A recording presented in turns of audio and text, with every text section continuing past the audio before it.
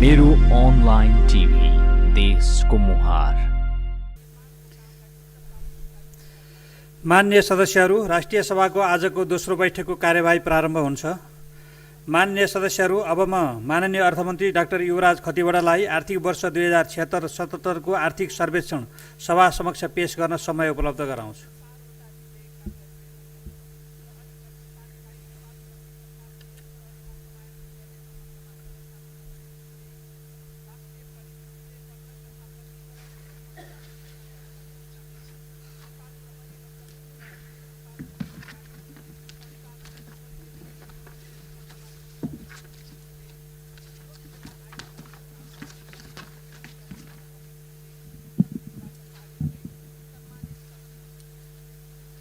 सम्माननीय अध्यक्ष महोदय, आर्थिक कार्यविधि तथा वित्तीय उत्तरदायित्व ऐन 2076 को दफा 14 को उपदफा 2 बमोजिम मुलुकको आर्थिक गतिविधि, समग्र आर्थिक स्थिति, प्रमुख आर्थिक सूचक परिसूचकको अवस्था र विश्लेषण सहित समावेश गरी तयार गरिएको आर्थिक वर्ष 2076-77 को आर्थिक सर्वेक्षण प्रस्तुत गर्ने अनुमति चाहन्छु।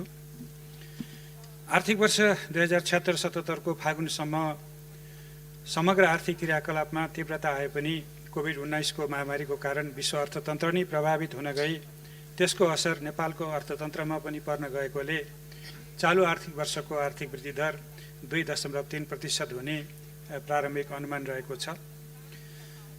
आर्थिक वर्ष 2076-77 मा प्रति व्यक्ति कुल राष्ट्र उत्पादन प्रचलित मूल्यमा रु 1,26,018 र प्रचलित विनिमय दरमा अमेरिकी डलर 1085 पुग्ने अनुमान छ। आर्थिक वर्ष 2076-77 मा कुल उपभोग र कुल ग्राहस्थ बचत कुल ग्राहस्थ उत्पादनको अनुपातमा क्रमशः 81.9% र 18.1% रहने अनुमान छ।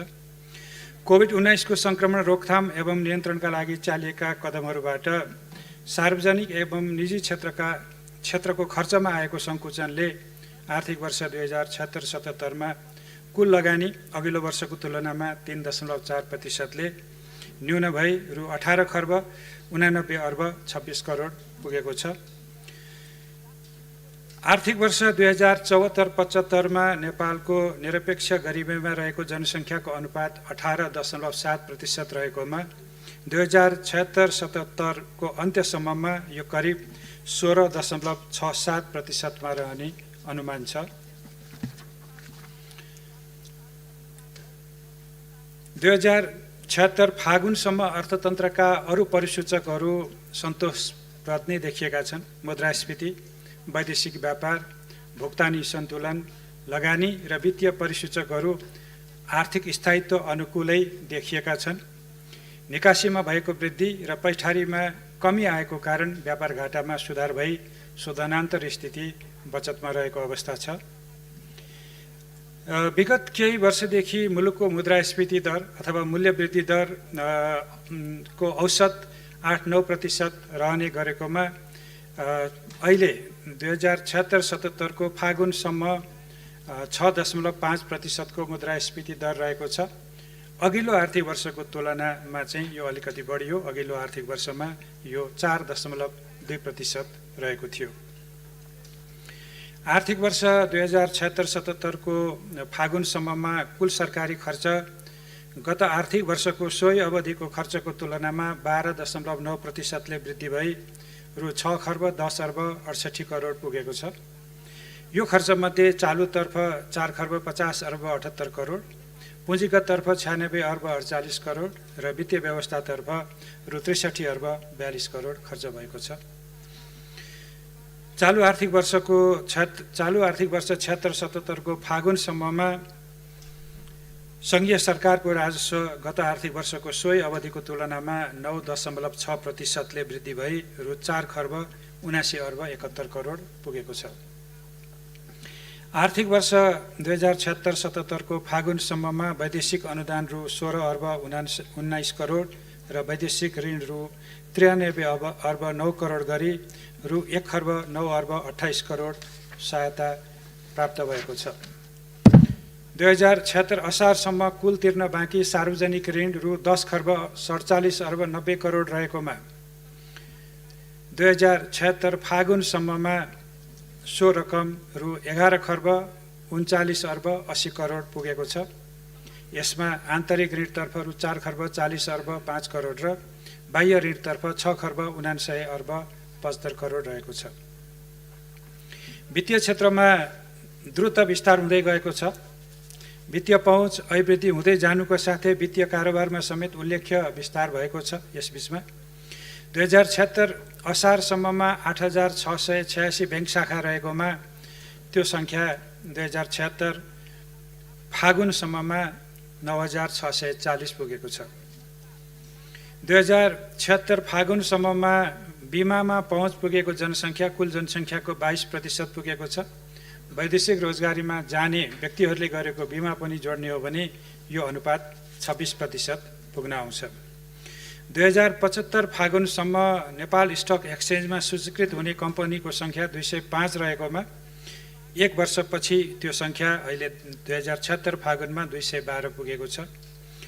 2076 फागुन मसान्तमा धितोपत्र बजार पुँजीकरण 2075 फागुन मसान्तको तुलनामा 24.7% वृद्धि भई रु 17 खर्ब 60 अर्ब 93 करोड पुगेको छ। आर्थिक वर्ष 2076-77 को फागुनसम्ममा कुल वस्तु निर्यात 22.3% वृद्धि भई रु 74 अर्ब 91 करोड पुगेको छ भने वस्तु आयात 2.6% घटेर 9 खर्ब 24 अर्ब 24 करोड रहेको छ।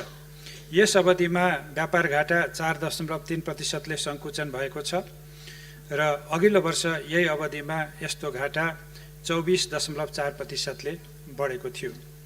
आर्थिक वर्ष 2075-76 को फागुनसम्म रु 58 अर्ब 69 करोडले घाटामा रहेको शुद्धान्तर स्थिति 2076-77 को सोही अवधिमा 37 अर्ब 84 करोडले बचतमा रहेको छ। आर्थिक वर्ष 2075-76 को फागुनसम्म रु 1 खर्ब 91 अर्ब 49 करोडले घाटामा रहेको चालु खाता घाटा 2076-77 को फागुनसम्ममा सुधार भई 1 खर्ब 24 अर्ब 93 करोड कायम भएको छ। 2076 फागुनसम्ममा विप्रेषण आप्रवाह 1.8% वृद्धि भई रु 5 खर्ब 92 अर्ब 42 करोड पुगेको छ। गत वर्षको सोही अवधिमा यस्तो आप्रवाह 23.4% बढेर रु 5 खर्ब 82 अर्ब 19 करोड कायम भएको थियो।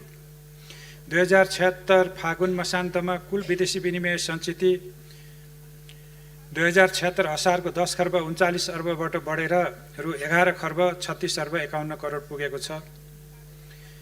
चालु आर्थिक वर्षकै फागुनसम्ममा उद्योग विभागबाट स्वीकृत विदेशी लगानी गत आर्थिक वर्षको तुलनामा उल्लेख्य रूपमा वृद्धि भई रु 29 अर्ब 67 करोड पुगेको छ भने लगानी बोर्डबाट यस अवधिमा रु 1 खर्ब 55 अर्ब बराबरको लगानी स्वीकृत भएको छ। आर्थिक वर्ष 76-77 को फागुनसम्ममा पर्यटकको आगमनको वृद्धि देखिएको छ। त्यसपछिका महिनाहरूमा सो चाहिँ क्रम घटेको हामी सबैलाई विदितै छ। 2076 फागुनसम्म कुल जनसङ्ख्याको 90% जनसङ्ख्यामा विद्युतको पहुँच पुगेको छ र कुल विद्युत जडित उत्पादन क्षमता अघिल्लो वर्षको तुलनामा 8.3% वृद्धि भई 1355 मेगावाट पुगेको छ। आर्थिक वर्ष 2076-77 को फागुनसम्म मुलुकभर सङ्घबाट निर्माण भएका रणनीतिक र स्थानीय सडक सञ्जालतर्फ कालोपत्रे 15,254 किलोमिटर, खण्डास्मित 9,251 किलोमिटर र कच्ची सडक 9,842 किलोमिटर गरी कुल सडकको लम्बाइ 34,347 किलोमिटर पुगेको छ। प्रदेश र स्थानीय तहबाट 61,395 किलोमिटर सडक निर्माण भएको छ।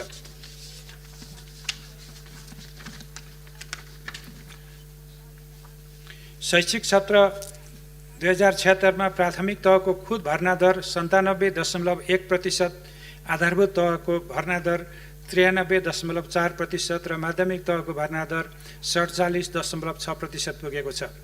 विगत वर्षहरूको तुलनामा तहगत रूपमा खुद विद्यार्थी भर्ना दरमा सुधार भएको छ। विद्यालय तहको शिक्षामा लैङ्गिक समानता हासिल भएको छ।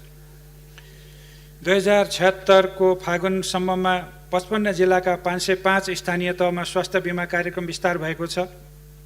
यस कार्यक्रममा 26,87,000 व्यक्ति बिमित भएका छन्, जसमध्ये 25% अति गरिब रहेका छन् भने यस कार्यक्रमबाट 3 लाख ज्येष्ठ नागरिकले निशुल्क स्वास्थ्य बिमाको सुविधा पाएका छन्। 2076 को फागुनसम्ममा कुल जनसङ्ख्याको 90% जनसङ्ख्यामा आधारभूत खानेपानी तथा 100% जनसङ्ख्यामा आधारभूत सरसफाइको सुविधा पुगेको छ। 2076 फागुनसम्म भूकम्पबाट क्षति भएका निजी आवास 63%, सार्वजनिक विद्यालय 74%, पुरातात्विक सम्पदा 44%, स्वास्थ्य संस्था 56%, सरकारी भवन 84% र सुरक्षा निकायका भवन 51% को पुनर्निर्माण कार्य सम्पन्न भएको छ। अध्यक्ष महोदय, समग्रमा कोरोना संक्रमण रोकथाम तथा नियन्त्रणका लागि कदमहरू चाल्नु अघिसम्म अर्थतन्त्रका आधारभूत परिसूचक र विकासका क्रियाकलाप सन्तोषप्रद रहेका देखिन्छन्, तर तत्पश्चातको अवस्थामा अन्तर्राष्ट्रिय तथा राष्ट्रिय परिस्थितिका कारण आर्थिक गतिविधिहरू शिथिल हुँदै जाँदा पर्यटन, उद्योग, निर्माण, व्यापार लगायतका क्षेत्रहरू बढी प्रभावित भई आर्थिक विकास र स्थायित्वका परिसूचकहरूमा चाप पर्दै गएको छ। सम्माननीय अध्यक्ष महोदयको अनुमतिले अब म आर्थिक वर्ष 2076-77 को आर्थिक सर्वेक्षण सभा समक्ष पेश गर्दछु। धन्यवाद।